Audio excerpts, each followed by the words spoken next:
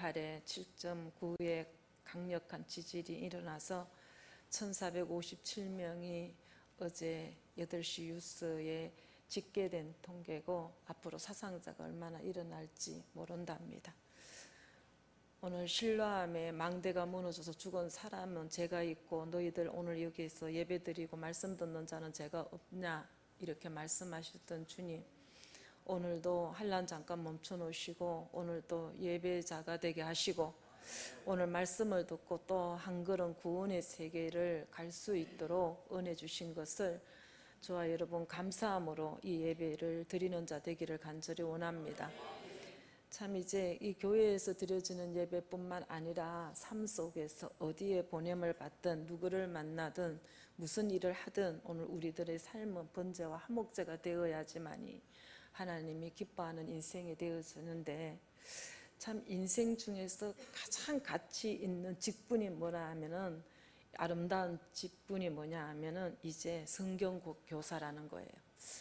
그러면 오늘 저와 여러분이 이제 그 나를 하나님께서 제자 삼아 주셔서 나를 세상으로 보내시는데, 참 병들고 연약하고 상처받고 힘든 심령들 만날 때마다 성경을 받은 그 믿음대로 내가 그를 개인적으로 돌보고 또 섬길 때에 많은 영혼을 주께로 이끌어오는 역사가 일어나는데, 죽어가는 영혼과 절망하고 상처받고 힘들어 쓰러져 있는 영혼을 얼마나 우리가 사랑했는가, 또 그 영혼들을 얼마나 우리가 섬겼는가 오늘 좀 뒤돌아볼 수 있는 계기가 됐으면 참 좋겠습니다. 지난주에는 이제 그 부모님을 공경하라 이 제목이 딱 뜨니까 참 우리가 다 눌렸어요. 참 자녀의 때에 부모의 뜻을 알 수도 없고 헤아릴 수도 없어서 참 부모를 많이 마음고생시키고 힘들어했고, 또 이제 세월이 가서 부모의 때가 되고 보니까 자식들이 한결같이 부모의 뜻을 따르지 아니하고 각기 제각기 이제 자기 길을 가는 부모들을 보면서 이게 나의 삶의 결론이구나, 그 인생의 후반에 이제 회개할 것밖에 없는 이런 것을 보면서 고인이 된 이제 부모님의 가슴으로 많이 생각하고 눈물을 적시면서 그리워하는, 그런데 왜 이렇게 부모 자식 간에 공경이 안 되고 사랑이 힘들는 세대가 됐는가, 너무 이렇게 이제 감정적인 대립이 되다가 보니까 원수가 집안 식구라 그러더니 집안 식구가 하나가 안 돼서 참 우리는 인생을 참 힘들게 살아가고 있지요. 근데 오늘은 이제 또 살인하지 말라 그러니까 이 제목은 좀 가볍습니까? 이 제목은 이제 좀 자유합니까? 살인하지 말라고 말씀하시는 계명의 뜻이 무엇인지 오늘 또 이 계명을 통하여서 좀 주님의 뜻을 아는 자가 되어지고 좀 하나님이 기뻐하시는 하나님의 사람이 좀 되었으면 참 좋겠습니다. 자, 이제 마태복음 19장에는 어떤 사람이 예수께 찾아왔어요. 그래서 주님 앞에 와서 뭐라 하냐면, 선생님이요, 내가 어떤 일을 하여야 영생에 이르겠나이까, 이렇게 물어봐요. 내가 무슨 일을 하여야 영생을 받는가? 우리는 무슨 일을 해야 영생을 얻는 줄 알고 참 많이 헌신을 하려고 했어요. 근데 예수님께서 뭐라 그러냐 하면, 어찌하여 선한 일을 내게 묻느냐, 선한 분은 오직 한 분, 이제 이신이라 그래요. 그러면 생명 영생에 들어가려면, 영원히 죽지 아니하고 쇠하지 아니하는 영생에 들어가려면 너는 이 계명을 지키라, 이렇게 말씀하시면서 이제 살인하지 말라, 간음하지 말라, 도둑질하지 말라, 거짓 증언하지 말라, 이렇게 했더니 내가 이 계명을 다 지켰나이다 이래요. 그러니까 하나님을 인격적으로 만나지 못한 자는 자기 죄를 모르고 자기가 한 믿음의 행실이 최고인 줄 알고 이렇게 자고할 수밖에 없는 이 어떤 사람처럼 어떤 일을 해야 되는 줄 알고 있는 이 사람에게 하나님의 계명을 가르쳐 줬는데, 이제 나는 다 지켰나이다 이렇게 했다고 그랬어요. 자, 오늘 우리는 말씀으로 우리 심령에 비추어 주시면 참 할 말이 점점 없어지고 하나님 앞에 죄송하고 부끄러울 것밖에 참 없습니다. 온 율법의 강령이 뭐예요? 마음을 다하고 뜻을 다하고 성품을 다해서 내 하나님을 사랑하라.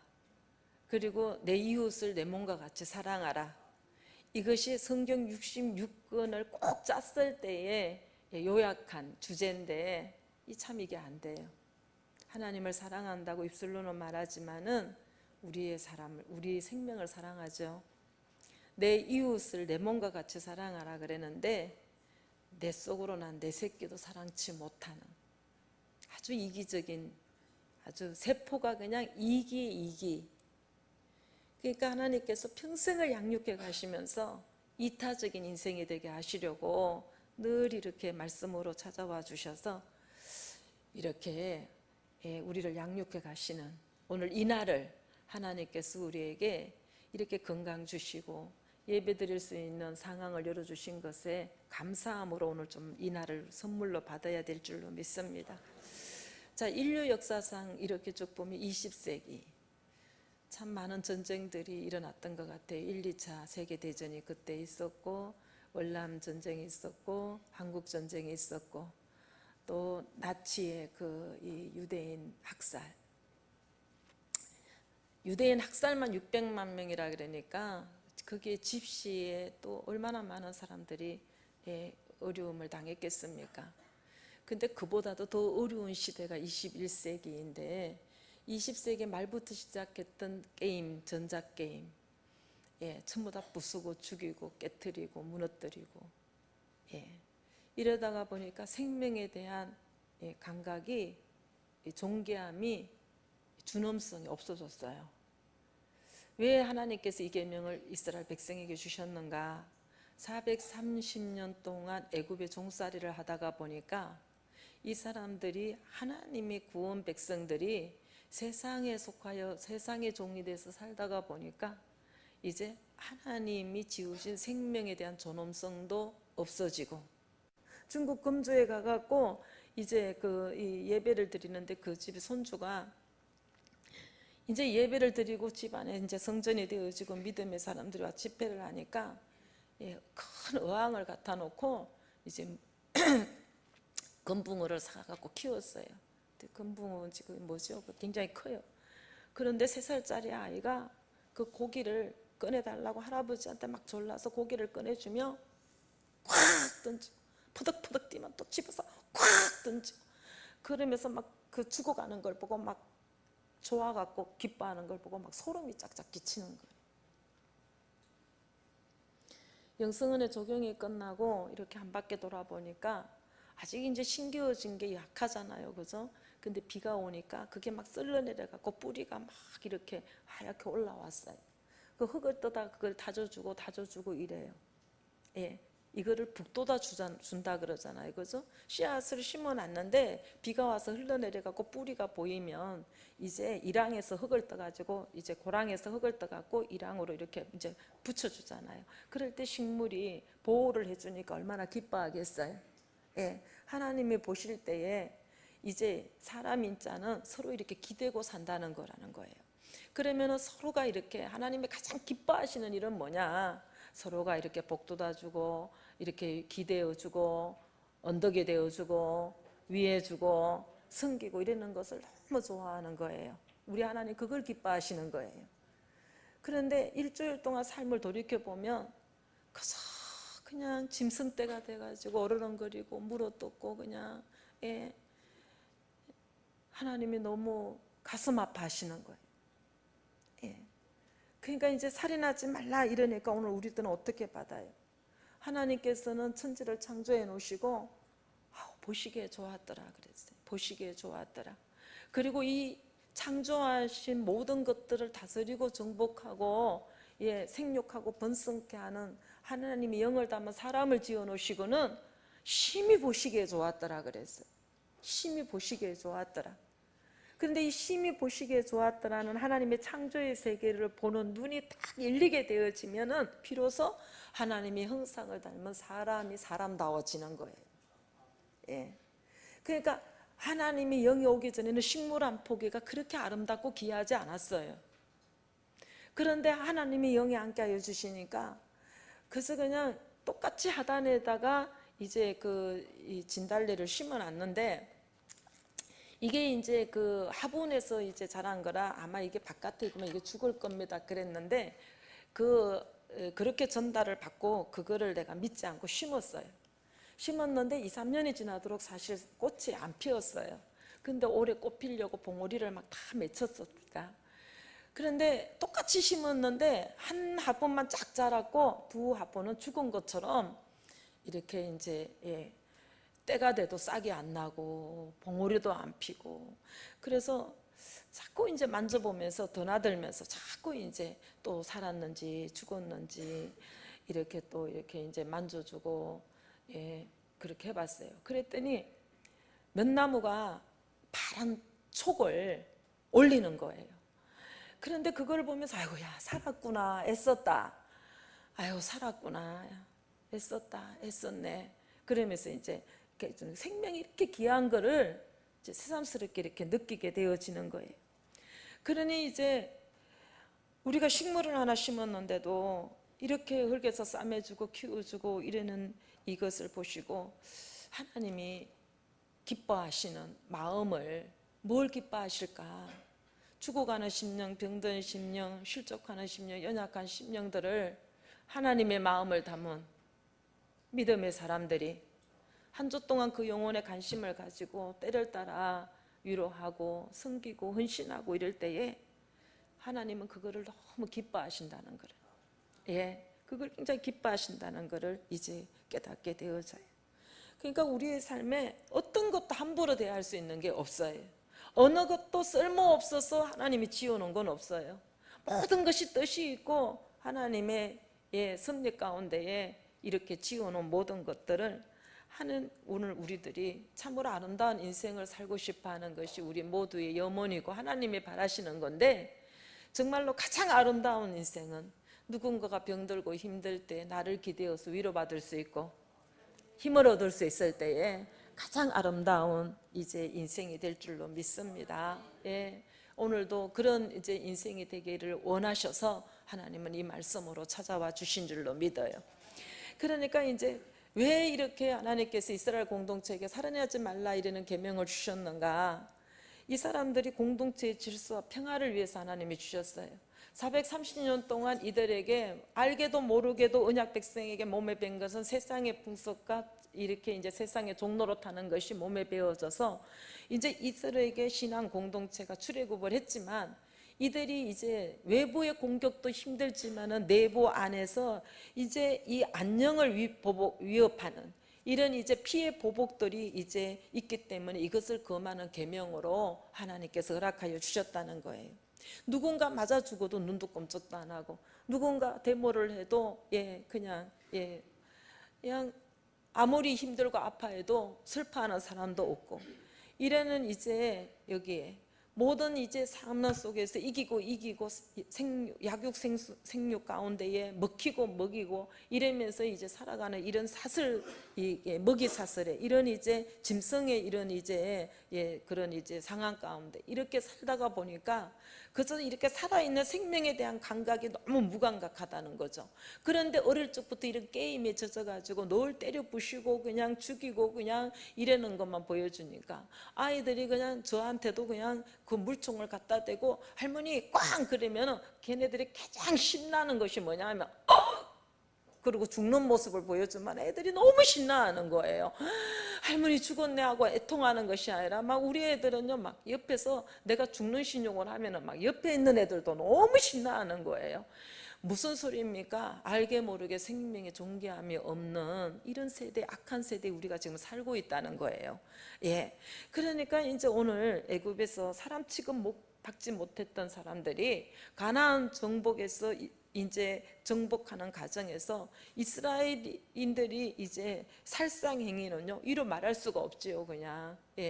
그러니까 하나님께서 인권이 유린된 이런 세상에서 망할 수밖에 없는 이런 세상에서 10가지 재앙을 주고 애굽의 모든 문명에 대한 심판을 하시고 이렇게 건져내 주셨는데, 애굽에 속해 있던 그런 이제 이 습관이라든가 문화라든가 사상이라든가 이들이 신앙 공동체까지 갖고 들어오면 안 되잖아요.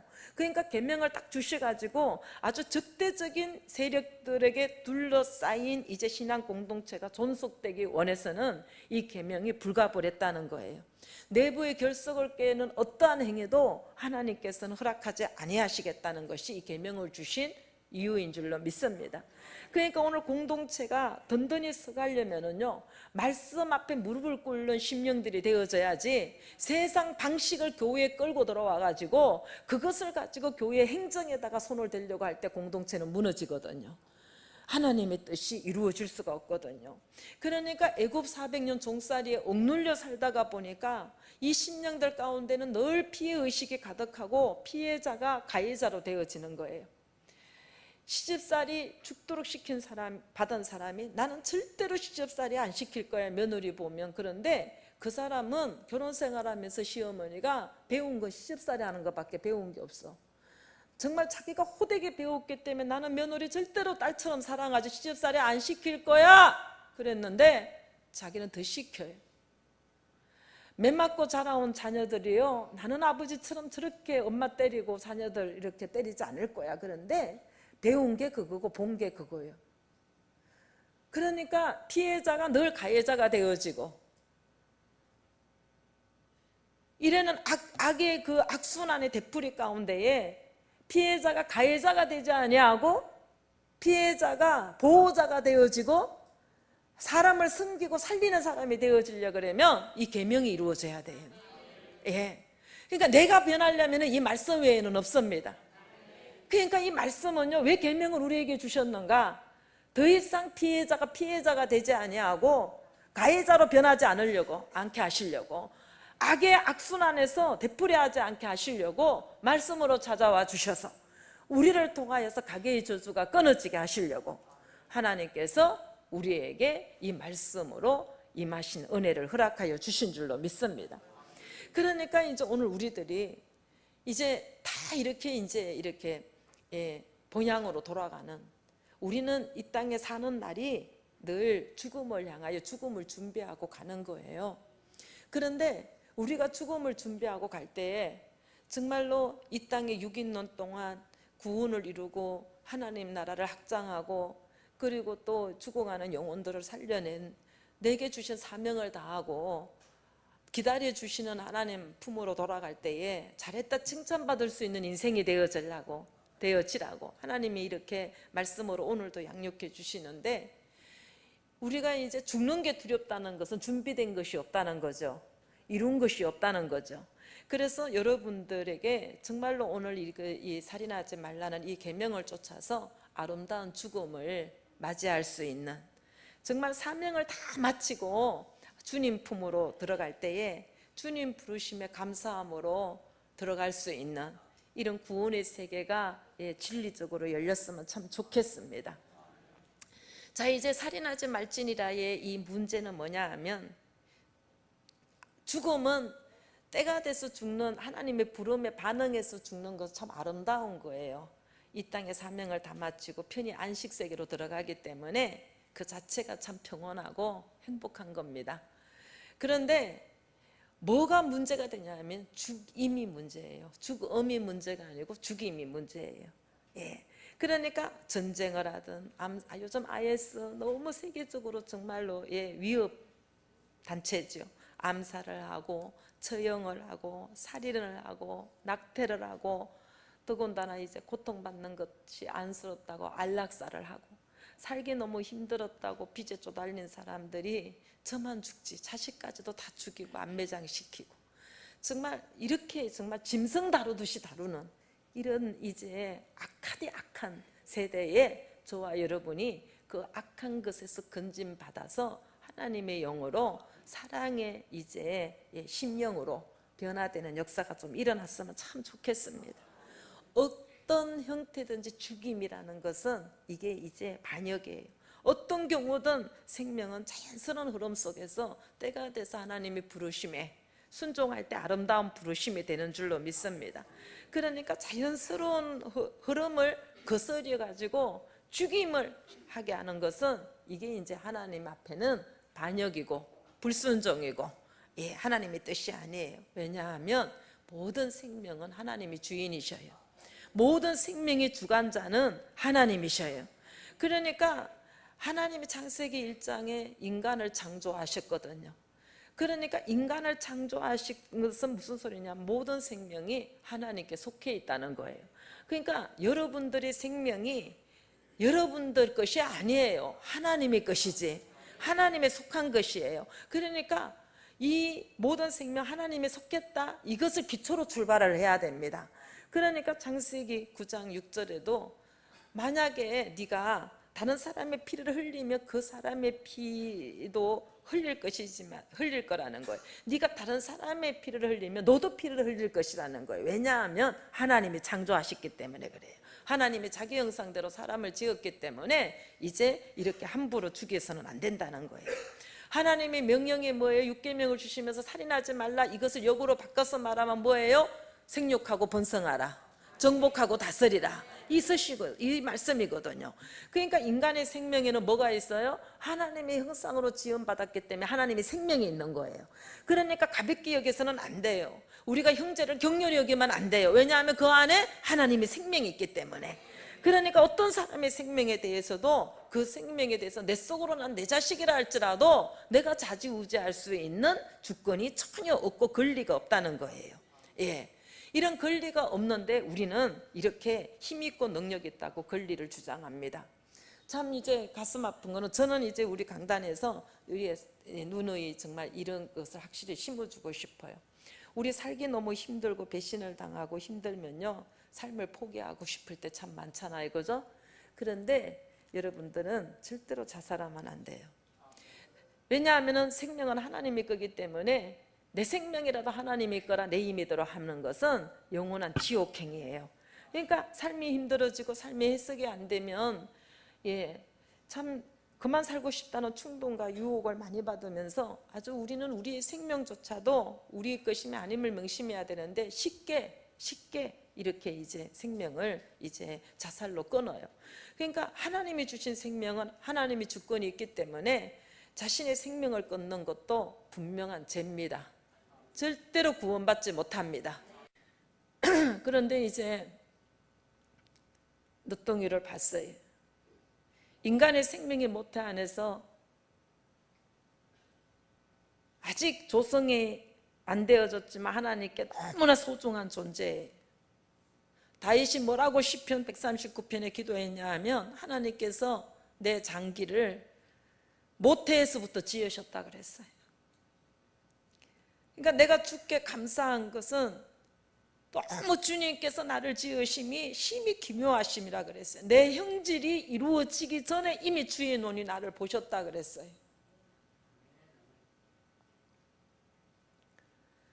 그러니 나를 위하여 정한 날이 하루도 되기 전에 주의 책에 다 기록이 되었다는 거예요. 그러니까 이 생명이 너무너무 소중한 거랍니다. 기독교에서는 이 수정란은 완전히 하나의 개체의 생명으로 인정을 해요.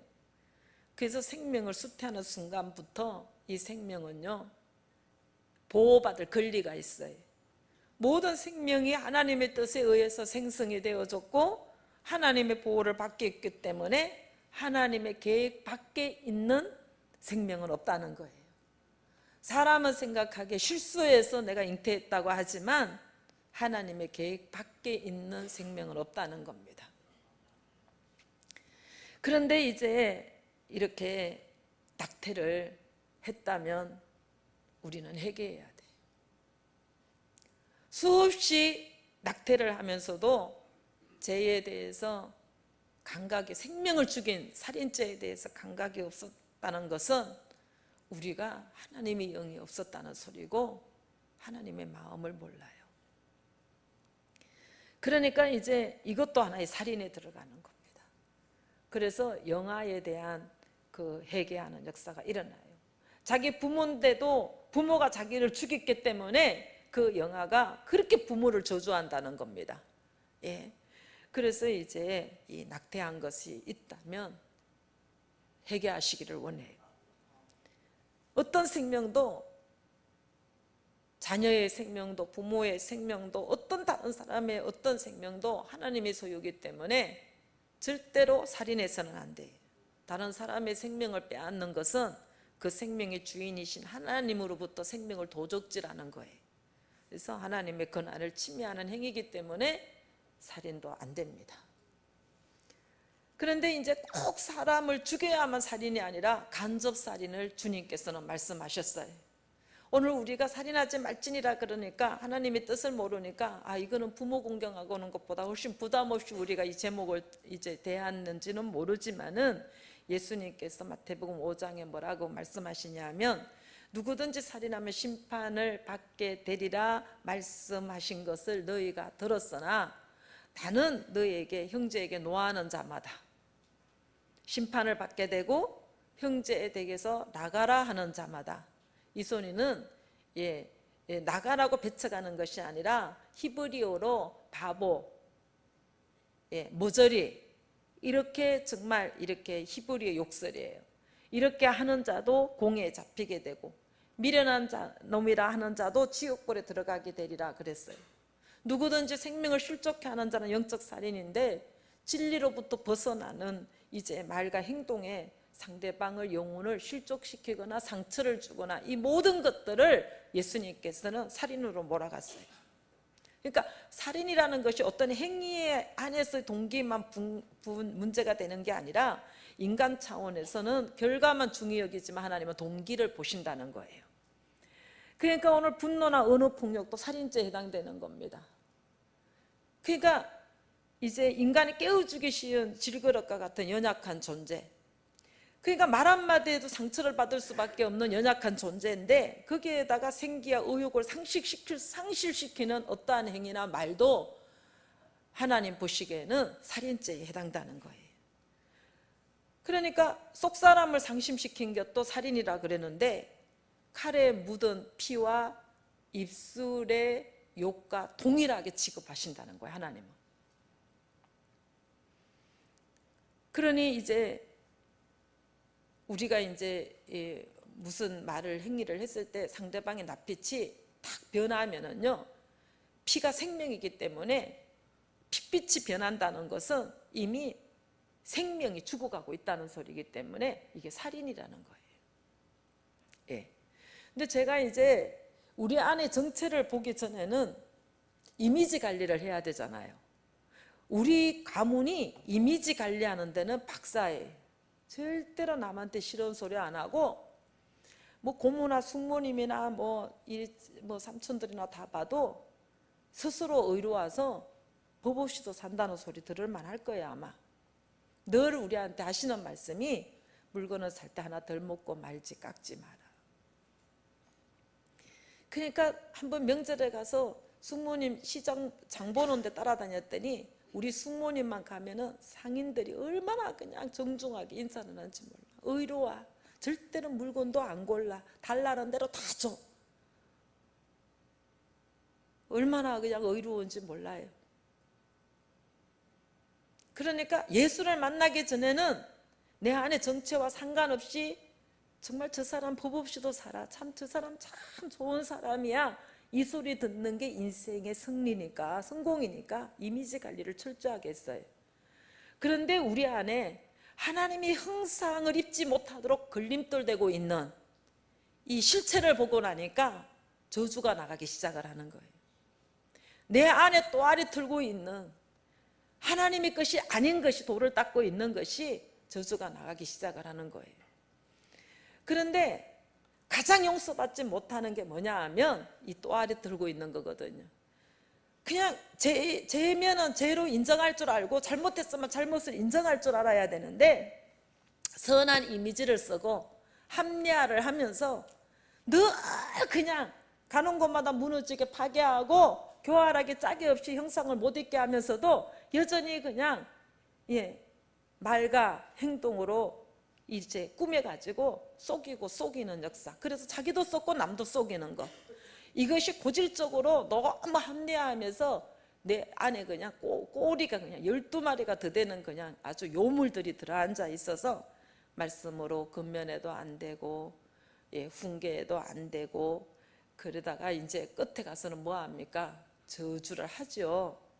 야단을 치지요. 처음에는 달래고 얼래고 또 이해를 시키고 설득을 시키고, 그러다가 이제 횟수가 거덕거덕하고 직분도 더하여졌는데 여전히 그 속에 간사한 그 영에 강교하게 이제 그러면요 그때 저주하죠. 그래서 이거를 이 혈기로 보느냐, 그러니까 혈기로 본다고. 그러니까 여러분들 이거 잘 분별하셔야 돼요. 예수님이 막 그렇게 채찍을 가지고 막 성전 안에 들어가 갖고 뒤집고 깨트리고 쫓아내고 이러실 때에 뭐 때문에 그러셨어요? 저주하셨습니까? 개혁을 하신 거지. 그러니까 이거를 사랑으로 받으면 변화의 길을 가게 되어지는데, 이것을 죽지 아니하고 끊임없이 이 모습으로 가겠다 그러면요 하나님도 손 못 대시는 거 아니겠어요? 예. 그러니까 이제 우리가 늘 형제에게 노하고 형제에게 미련하다고 이야기하고 늘 나가라고 하고 이러면서도 늘 심판받을 진노의 자리만 들어가는 삶을 살면서도 나는 살인하지 말지니라 이 계명에 나는 문제가 없다 이렇게 착각하게 만드는 사단의 술수에 오늘 좀 눈이 좀 열렸으면 참 좋겠습니다. 얼마나 분노하고 얼마나 언어폭력합니까? 분노가 왜 혈기냐? 자기를 위해서 분노할 때, 자기 유익이 없고 손해가 갔을 때 분노할 때 혈기입니다. 그렇지만 상대방의 심령을 건져내고 복받는 자리에 이끌어내기 원해서 그 속에 있는 것을 저주하는 것은 혈기가 아니라고 저는 봐요. 이것을 여러분들 잘 분별하셔야 됩니다. 그러니까는 이제 오늘 우리들이 이렇게 정말 수없는 살인죄를 날마다 때마다 지면서도 이것을 이제 감각이 없는데, 오늘 형제를 미워하는 자마다, 요한일서 3장 15절에 형제를 미워하는 자마다 뭐라고요? 살인하는 자니. 얼마나 미워했습니까? 왜 미워합니까? 내 뜻대로 내 방식대로 안 되면 자식도 저주하고 부부간에도 저주하고 이러는 거예요. 왜 이렇게 살인하고 미워할 수밖에 없습니까? 영생이 우리 속에 없어서 그래요. 말씀이 우리 속에 없어서 그래요. 그러니까 이렇게 형제를 미워하는 자는 살인하는 자인데, 그 살인하는 자에게는 영생이 그 속에 거하지 않는다는 거예요. 말씀이 거하지 않는다는 거예요. 그러니까 이 말씀은요, 너희가 그 형제를 미워하면 살인하는 자다 이 말씀을 듣고 그저 단순히 깨닫고 그냥 이렇게 그냥 결심하고 이러는 걸로 하는 걸로 끝나면 안 돼요. 이것을 반드시 삶 속에서 절대로 미워하는 것은 살인한다 그랬는데, 살인하는 것은 내가 영생에 들어가지 못한다 그랬는데, 절대로 형제를 미워하지 아니하리라. 할렐루야. 내 안에 상황과 사건마다 내 안에 형제가 미워하는 것이 올라온다 그러면 이 미워하는 상대를 가지고 저주하고 심판하는 것이 아니라 내 안에 미워하는 영을 쳐낼 줄 아는 자기와의 싸움이 일어나야 될 줄로 믿습니다. 깨닫는 거로 끝나면 안 돼요. 그 전에 눈물 찔찔 흘리면서 회개한다 끝나면 안 돼요. 그 다음에 삶 속에 갔을 때에 형제에게 미움이 나가는 것을 쳐낼 줄 아는 싸움이 우리에게 일어나야 될 줄로 믿습니다. 그러니까 누군가에게 늘 자기 뜻대로 안 되면 말로 상처를 주고 그 사람의 속 사람을 죽인 일이 있다면 즉시 하야하고 또 회개해야 돼요. 그러니까 늘 남의 허물을 정죄하고 수군수군하는 것도 살인이에요. 비방하는 것도 살인이에요. 이간하는 것도 살인이에요. 왜냐하면 이간하는 소리를 듣고 내가 그 사람을 미워하게 되니까 상대방을 죽이는 역사가 들어가는 거거든요. 그 사람이 나한테 그 말을 안 전해줬으면 내가 그거를 했다는 사람을 미워하지 않게 되잖아요. 그러니까 이간하는 사람은 그 상대방이 미워하는 저주의 영을 살인할 수 있는 죄를 짓게끔 이간하는 거기 때문에 이간하는 자가 얼마나 죄가 큰지 몰라요. 이게 간접살인입니다.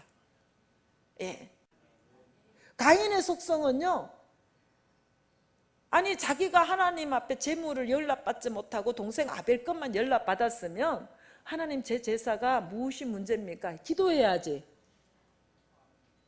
하나님 저는 정성스럽게 한다고 했는데 무엇이 문제입니까? 하고 기도했으면, 나는 땅의 소산은 받지 않아. 너는 땅의 소산 갖고 하지 않았냐? 땅의 것은 타락된 거라 땅의 것은 죽어야 되고 하늘의 것을 드려야 되는 예배를 나는 받아. 너 양육을 받았지 않냐? 이렇게 가르쳐 주시면 아이고 제가 깨닫지 못했네요. 이러면요 구원의 세계가 열렸어요. 그죠?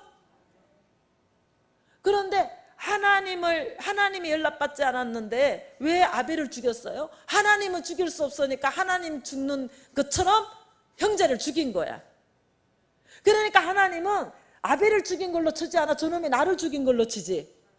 내가 형제를 막 미워해요. 그러면 하나님이 형제를 미워한 걸로 계산하지 않아 나를 미워하는 걸로 보시는 거지. 왜? 그 속에 내 생명이 있으니까. 부모 입장에서 그러잖아요. 내 자식이 아무리 잘못했다 그래도 나가서 상대방이 내 자식을 욕하면요, 내가 욕먹는 것처럼 받지 않아요? 그런 것처럼. 그러니까 수근수근, 평생을 우리는 수근수근하고 이간하고 왔어. 더군다나 내 남편을 낳아준 내 부모를 이간하고 수근수근거리고 비방하고 왔단 말입니다. 그러니 우리는 그냥 사형에 당할 자, 사형당할 자들, 쳐죽임을 당할 자들이야. 그런데 하나님께서 쳐죽이지 아니하시고 국률이게 주셔가지고 또 깨달을 때까지, 눈 열릴 때까지 가인을 쫓아다니면서, 야, 아벨이 어디 있냐? 내가 아벨을 지키는 자니까, 이제 우리에게, 야, 네 아우의 핏소리가 하늘을 향하여 호소를 한다.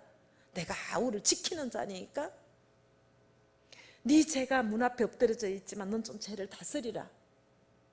절대로 말에 끝까지 순종 안 했어요. 가인이 끝까지 사람 죽였습니다. 야, 가인아, 아벨이 어디 있니? 하나님, 이차에서 내가 분노가 나갔고 동생을 죽였어요. 어찌하오리까? 저 좀 용서해 주세요. 이러면 사는 거야.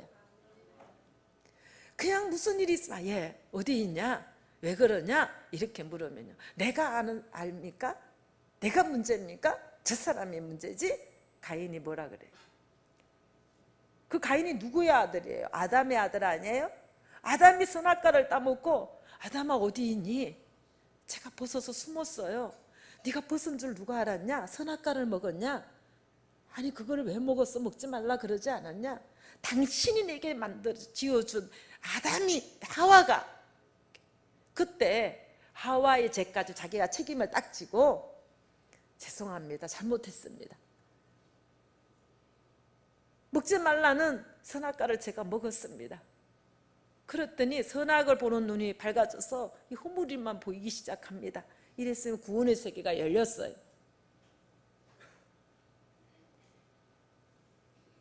오늘 저와 여러분이 말씀을 들으면서 사형을 당할 자에서 좀 건짐을 좀 받았으면 좋겠습니다.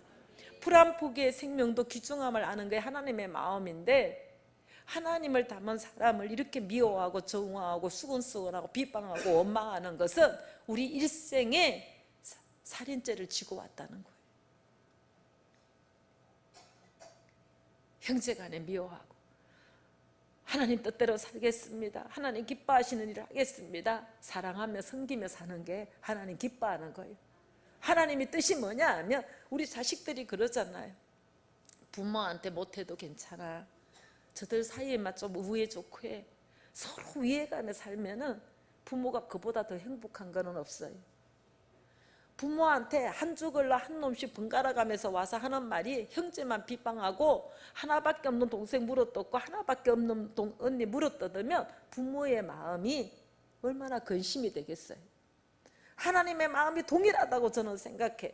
여러분들이 가정에 가서 주의 마음을 담아 서로 위하고 허물을 덮어주고 섬겨주고 할 때 하나님이 기뻐하시고, 목장에 가서도 서로를 위해주고 서로가 그냥 섬겨주고 그럴 때 하나님이 기뻐하시는, 이게 뭐예요? 살인죄에서 면하는 거예요.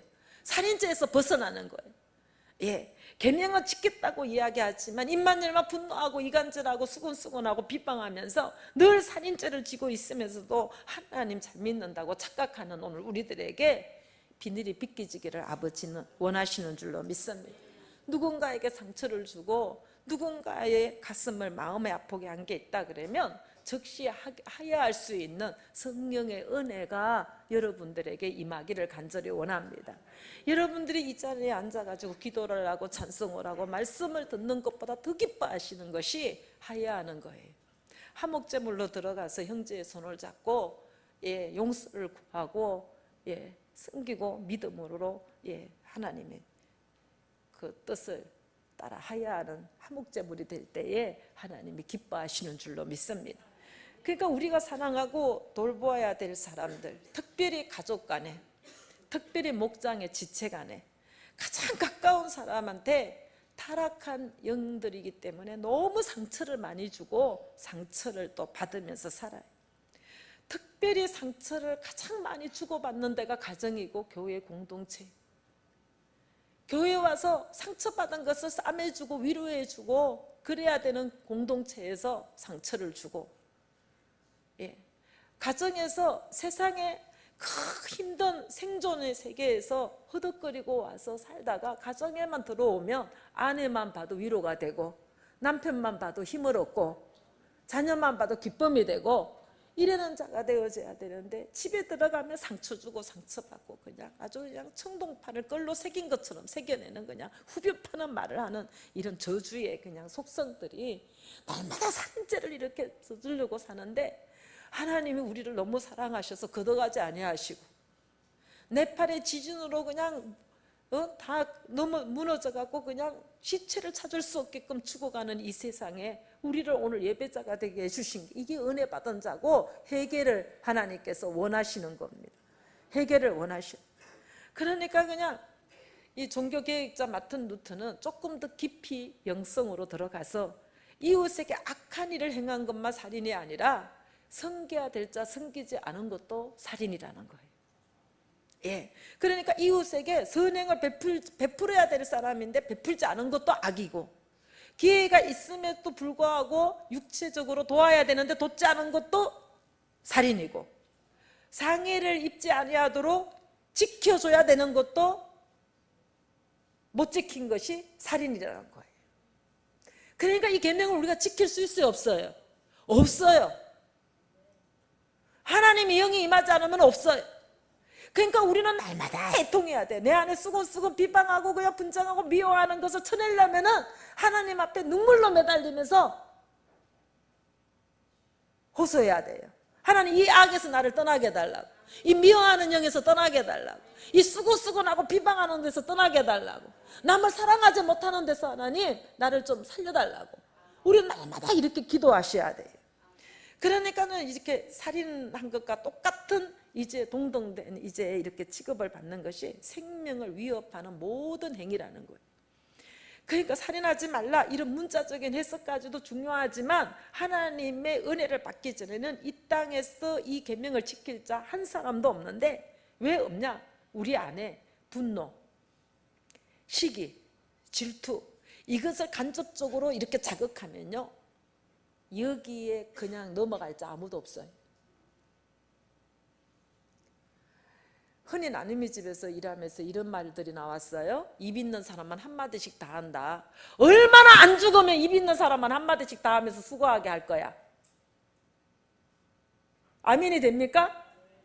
지나가는 바람소리에도 속쓰러치게 놀라면서 주님의 안으로 넘어갈 수 있을 만큼 구원에 민감한 사람이 되어졌다 그러면, 입이라고 가진 사람은 다 나서가지고 한마디씩 다 거들어 줄까? 오죽 안 죽으면. 얼마나 고집이 세고 악하면. 어떻게 입 가진 사람은 한마디씩 다 들고 나와요? 이게 아니라 내가 얼마나 악하면. 입이라고 가진 사람은 다 들고 나서 갖고 나를 치려 할까? 이해가 되십니까? 해를 입히거나 살인하기 전에 일어나는 분노, 이것이 결국은 분노 이전에 이미 정오가 있는 거예요. 그 다음에 미워하는 마음이 이전에 이미 시기와 질투가 있는 거예요. 이 시기 질투 이전에 그 10년 가운데 교만과 열등감이 있는 거예요. 이유 없어요. 뭔가 연결고리가 계속 있기 때문에 살인까지 나오는 거예요. 우리가 말과 행동이 나올 때 이미 우리 안에 잠재의식 가운데에 늘 비교의식하면서 시기, 질투, 열등감, 상처가 내 안에 잠재적으로 있기 때문에 상황이 때가 열리니까 여지없이 나오는 겁니다. 그러니까 열등감과 비교의식 속에 또 뭐가 있느냐? 그 이전에 편견이 있고 무시가 있고 무감각이 있어요. 그 심령 또 그 안에 또 뭐가 있냐? 불신앙이 들어있어요. 그러니까 요즘 우리 사사기 나가지만 사사기의 결론은 뭡니까? 왕이 없으므로 자기의 옳은 소견대로 각기 자기 옳은 소견대로 행하였더라 그래요. 우리 인생 가운데 가장 암흑기가 뭔지 아십니까? 하나님의 왕이신데 그 왕을 왕으로 인정하지 않을 때 우리 인생은 암흑기예요. 그러니까 성경은요 아주 그냥 불신을요 가장 큰 죄로 여겨요. 그런데 시기도 열등감도 상처도 이제 미움도 질투도 이 모든 것이 밑바닥에는 뭘로 시작된다고? 불신앙으로. 이거를 누구를 핑계 대겠어요? 내가 불신앙인데, 내가 여호와를 경외하지 못하고 하나님을 믿지 못하는 불신이 내 안에 또 아래 들고 있기 때문에 시기가 났고 원망이 나왔고 정오가 나왔고 열등의식이 나왔고 그것 때문에 상처를 받은 원인 제공이 나한테 있는데 감히 누구를 가지고 문제를 삼고 고리를 걸면서 살인죄에 대해서 핑계를 댈 수가 있겠습니까? 이 불신앙을 오늘 우리 회개했으면 참 좋겠어요. 그러니까 이제 다 열등감 속에 비교의식하고 그 깊은 속에 불신앙이 있는데 이 불신앙을 성경에서 가장 큰 죄로 여기는 걸 우리는 몰랐어요. 늘 하나님의 말씀을 불신하고 불신앙을 기본으로 해가지고 수없는 시기와 원망과 불평과 이런 이제 정오와 열등의식과 상처를 가지고 신앙생활을 하면서도 이것이 죄인 줄 몰랐었어요. 그런데 이 살인하지 말지니라는 이 계명을 통하여서 제가 무엇인지 낱낱이 하나님께서 보여주신 것이 우리에게 이 시간을 참 귀하고 복된 날로 받으시기를 간절히 원합니다. 살인하지 말라는 건 손으로도 안 돼요. 마음으로도 안 됩니다. 혀로도 안 됩니다. 절대로 혀로도 살인을 해서는 안 되고 손으로도 해서도 안 되고 마음으로라도 형제를 미워하는 것이 있다면 오늘 이것 때문에 우리 모두가 애통하는 자가 되어져서 이 교회를 세워주신 하나님 앞에 초심으로 돌아가 다시 시작하고 세움을 받는 저와 여러분 되기를 간절히 원합니다. 예, 사단은요 아주 시기하게 만들고 질투하게 만들고 교만하게 만들어서 이것을 딱 그냥 클릭하면은 그냥 다 하나님 떠나고 말씀 떠나는 역사가 일어나는 거예요. 예, 이번에 이제 치리당한 우리 교회 기둥같이 앞에서 선도주자가 돼서 죽도록 충성했던 이 심령들, 이 치리를 잘 당할 때에 하나님을 떠나고 말씀을 떠나는 자가 되지 말고 그 안에 교만을 떠나보내고 거짓 영을 떠나보내고 가정을 파괴하는 영을 떠나보내고 도적의 영을 떠나보내고 내 것 귀한 줄 알면 남의 것도 귀한 줄 알아야지. 남의 거 훔쳐가지고 구제하라고 하나님은 그러지 않으셨어요.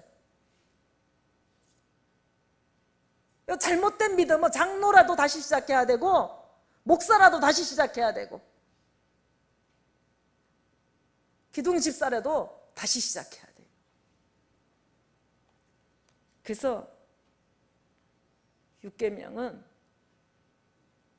바꿔 말하면 모든 사람을 내 몸과 같이 사랑하라.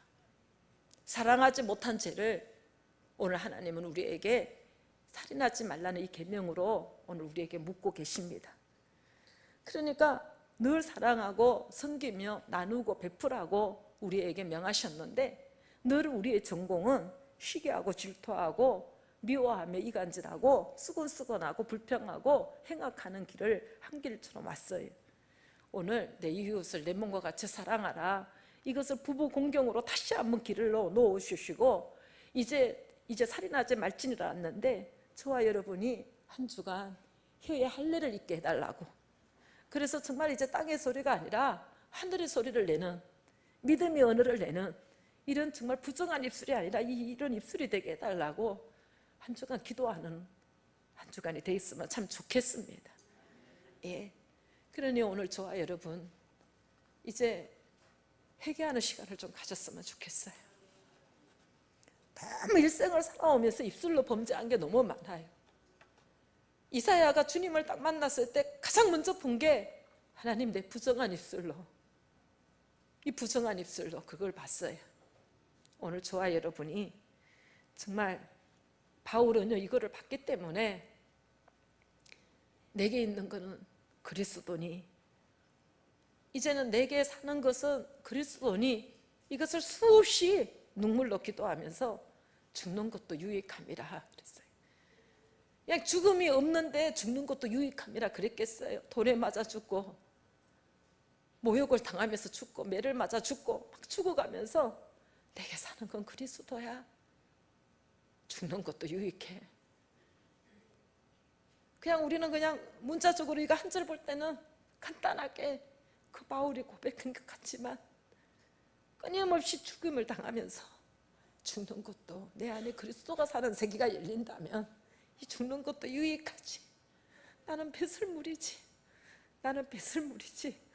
그러면서 가인의 속성을 죽여갔던 바울의 그 신앙 고백이 오늘 우리들에게도 같이 일어났으면 참 좋겠습니다. 사촌이 땅을 사도 배가 아픈 게 우리예요. 이게 가인의 속성입니다. 친구가 잘 살고 잘 되는 것을 보고 오면 나는 쟤보다 부족한 게 뭔데, 나는 왜 이 모양이냐고 그러면서 또 불평하는 것이 가인의 속성입니다. 세상을 변화시키는 것은 가해자가 아니에요. 피해자인 우리가 회개할 때에 가정이 변화되고 이제 세상이 변화될 줄로 믿습니다. 용서하는 거, 그 일 자체가 피해자인 본인이 원망과 가해자가 되는 길에서 자유함을 얻고 회방하는 것인 줄로 믿습니다. 그러니까 오늘 우리 모두가 살인죄를 지지 않기 원해서 용서하는 자가 되기를 간절히 원하고, 내가 용서하고 용서받고 보다가 보면은 내 속에 피의식이 줄어들고 자유하게 되어지면 살인죄에서 벗어나게 될 줄로 믿습니다. 우리 모두 용서합시다. 그리고 용서받읍시다. 기도하시겠습니다.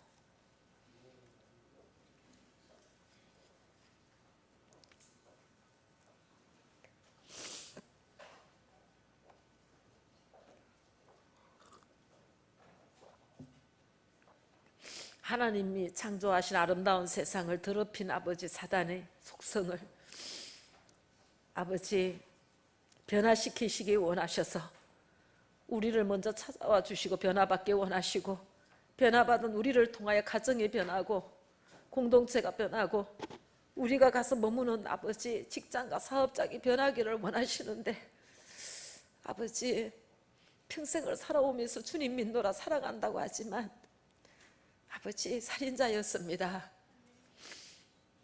이제는 하나님 더 이상 아버지 이 열등의식과 상처로 아버지 불신앙이 되어져서 다시 가해자가 되고 그래서 피해자를 만드는 자 되지 말게 도와주시고, 이제는 아버지 용서하기를 원합니다. 그리고 또 용서받기를 원합니다. 이제 하나님 우리를 불쌍히 여겨주셔서 이 살인을 명케 도와주시고 아버지 살인죄에서 아버지 소멸되게 도와주시고, 이제 하나님 정말로 자유함을 입을 수 있도록 하나님 도와주시옵소서. 누구를 미워하고 저주하는 것에서 자유함 받기를 원합니다. 아버지 시기하고 질투하는 것에서 자유함 받기를 원합니다. 주님을 의심하고 불신하는 불신앙에서 자유받기를 원합니다. 하나님 도와주시옵소서. 그러기 위해는 아버지 주님께서는 십자가의 고난의 절정 가운데에서도 아버지여 저들의 죄를 저들에게 돌리지 말아달라고 기도하신 그 기도를 우리 또한 아버지 그 길을 들어가기를 간절히 원하오니 오늘 먼저 용서를 배우게 도와주시옵소서. 아버지 용서하게 도와주시고 우리 입술에 할례를 입혀주셔가지고 아버지 하늘의 언어, 사랑의 언어, 믿음의 언어를 낼 줄 알도록 하나님 도와주시기를 간절히 원합니다. 하나님 사랑하는 심령들을 하나님 불쌍히 여겨주시고 긍휼히 여겨주셔서 먼 길 마다하지 아니하고 말씀을 쫓아 달려온 심령들이 자유함 받고 가기를 간절히 원합니다. 은혜 내려 주시옵소서. 참으로 한 일이 너무 많아서 우리도 모르는 중에 자긍하고 교만하여 졌습니다. 바울이 날마다 아버지 본 것이 많고 받은 것이 많기에 자신을 아버지 사과할까 봐 하나님께서 가시를 주셨다 그랬는데, 우리 하나님 아버지 이 교만한 가시를 빼시기 원하셔서 치리로 찾아와 주시고 치료해 주시는 그 사랑을 아버지 감사함으로 받을 줄 아는 믿음의 장부들이 되기를 간절히 원하고, 그래야 하나님 주님 가신 그 길을 따라가며 저들의 죄를 저들에게 돌리지 마옵소서 하는 이 아름다운 아버지 성김의 사랑이 우리에게도 일어날 수 있도록 하나님 도와주시옵소서. 함께하여 주시기를 간절히 원하올 때에 살아계셔서 역사하시는 그리스도 예수님의 이름으로 감사하며 기도드리옵나이다.